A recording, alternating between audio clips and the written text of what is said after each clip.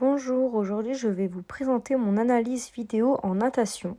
Tout d'abord, nous allons commencer par l'acronyme. En natation, l'acronyme se nomme PIROG. Le P de propulsion, c'est l'analyse de la capacité à créer des forces pour avancer, notamment le trajet moteur des bras et des jambes, l'appui sur l'eau, la profondeur des prises d'appui et la fréquence gestuelle. Le I de impulsion se concentre sur les phases de départ et de virage.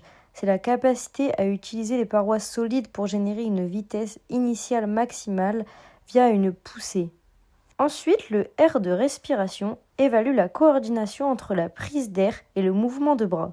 L'objectif est de limiter la rupture de l'équilibre horizontal et de maintenir un rythme cardiaque stable.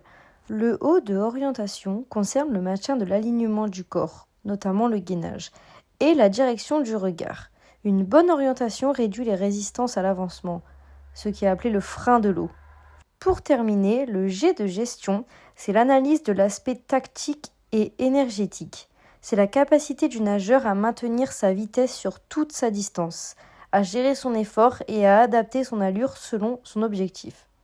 Nous allons maintenant analyser l'acronyme sur une de mes séances pratiques. Selon l'analyse PIROG sur mon 50 mails en crawl, on révèle deux axes prioritaires, notamment l'orientation et la propulsion. Nous pouvons voir que le problème principal est l'orientation, car ma position dans l'eau crée une résistance importante qui freine donc ma progression. Dès le départ, on peut observer que ma tête est trop haute.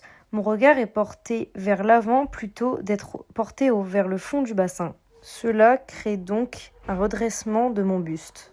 Nous observons également un affaissement du bassin et des jambes, car quand la tête monte, le bassin descend. C'est ce qui casse totalement mon alignement horizontal. Je nage en pente au lieu d'être à plat sur l'eau. Nous pouvons voir que mes hanches et mes jambes coulent. L'orientation montre aussi que je nage en roulis, c'est-à-dire que mon corps tourne en bloc sur les côtés, car il manque de gainage. Pour corriger cela, il faudrait regarder le fond du bassin pour aligner la nuque avec la colonne et réaliser un exercice avec un pull boy entre les cuisses pour forcer le maintien des hanches en surface. Ensuite, le second problème majeur est la propulsion des bras, qui présente un défaut classique et qui limite ma capacité à accrocher l'eau. On peut observer que mes bras sont trop tendus en phase d'appui. Je pousse l'eau vers le bas plutôt que de la pousser vers l'arrière pour avancer. Nous remarquons aussi qu'il faut fléchir le coude juste après l'entrée de la main dans l'eau pour positionner l'avant-bras verticalement le plus tôt possible. C'est ce qu'on appelle casser le poignet. Et je manque de cette phase, donc ma propulsion n'est pas efficace.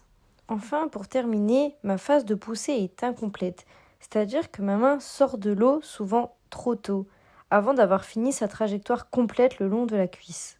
Le trajet de mon bras sous-marin se fait bras tendu. Il manque donc la phase cruciale appelée catch, c'est la prise d'appui avec le coude haut. Et cela limiterait la création de force propulsive vers l'arrière et nuit à l'efficacité de chaque coup de bras. Pour corriger cela, il faudrait que je pense au chemin de mon bras qu'il fait dans l'eau, dès l'entrée de la main dans l'eau jusqu'à la sortie pour forcer la flexion du coude.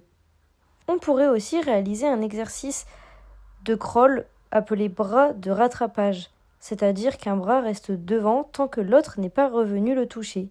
Cela sert à se concentrer sur la qualité de l'appui bras par bras. On peut également utiliser des plaquettes pour mieux aider à ressentir la résistance de l'eau. Merci de m'avoir écouté.